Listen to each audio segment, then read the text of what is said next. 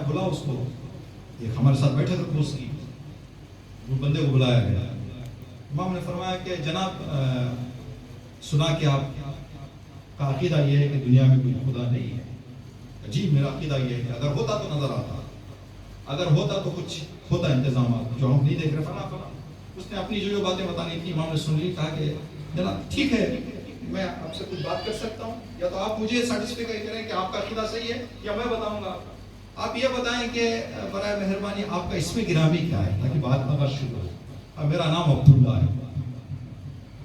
بندے نے کہا میرا نام عبداللہ. امام نے فرمایا تمہارا نام ہی بتا رہا ہے کہ کوئی اللہ ہے.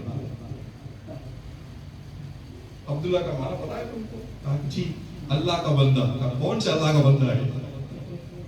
تمہارا نام ہی تیرا نام ہی چیخ چیخ کر کہہ رہا ہے کوئی اللہ ہے جس کا کوئی بندہ ہے.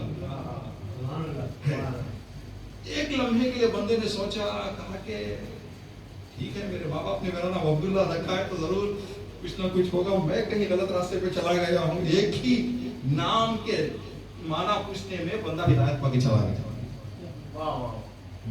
تو یہ بندے کا نام بھی علی لیکن ناصب ہے. اب امام کے قید خانے میں چھوڑا گیا اس بندے کو.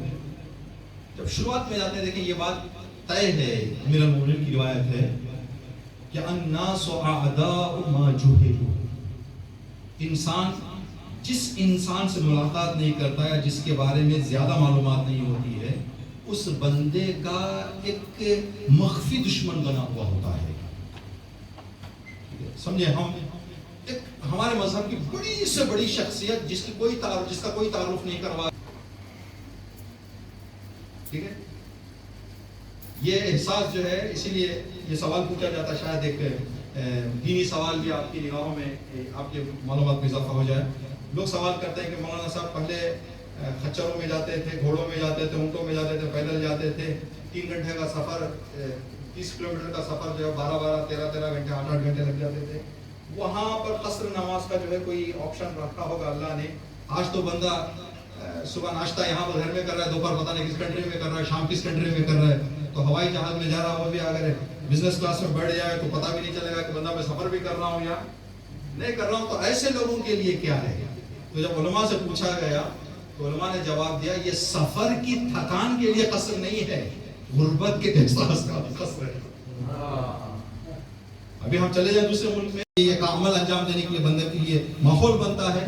ہو سکتا ہے کہ اس کے درمیان خدا اس کو ہدایت دے کر باہر نکالنا چاہ رہا تھا. یہ بندے کی ابتدائی نیت امام کو تکلیف دینا تھی.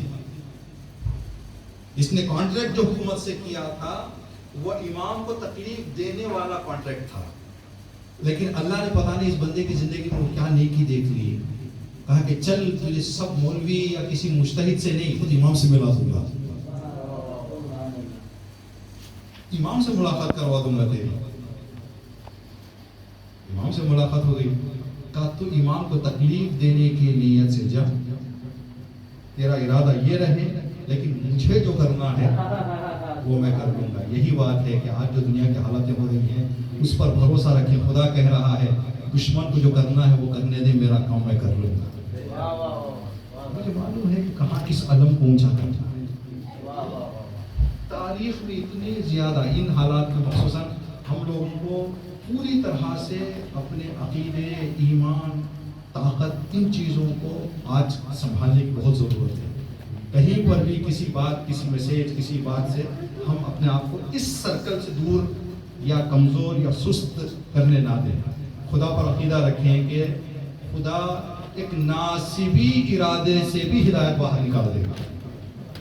ابھی نہیں ایام میں جو باتیں ہمیں دیکھنے کو مل رہی ہیں اس خطے میں، عرب میں جہاں پر یہ جنگ چل رہی ہے، کہتے ہیں کہ پورے 50 سال میں جتنے لوگوں نے مکتب اہل بیت قبول نہیں کیا ہے، اس 1 سال کے اندر اتنا کیا. لوگ دیکھ رہے ہیں کہ بھائی ظلم کے خلاف کون کھڑا ہوا ہے، کون قربانیاں پیش کر رہا ہے، کون حمایت کر رہا ہے. یہ ایک نظریہ ہے کہ امام تسخیر کرتے ہیں اور امام نے یہ کام انجام دیا ہوگا. دوسرا یہ ہے کہ بندے نے امام کے سامنے جب امام سے ملاقات ہوئی ہے تو اس ملاقات میں ہوئی تھی. جب ملاقات ہو گئی تو بندے نے سوچنا شروع کیا کہ بھائی میں نے سنا کیا تھا, میں دیکھ کیا رہا. اس طرح کے واقعات ہمیں بہت ملتے ہیں. ساتویں امام کا جو مشہور لقب ہے کاظم, اس لیے کہ امام کے سامنے کچھ ایسے مسائل اور واقعات سامنے آتے تھے جس واقعات میں ہمارے جیسے تو پوری طرح سے کنٹرول کھو بیٹھے, لیکن امام نے جو ہے ایسے جگہوں پر اپنے غصے پر قابو رکھا. ایک بندہ امام کی خدمت میں پہنچا.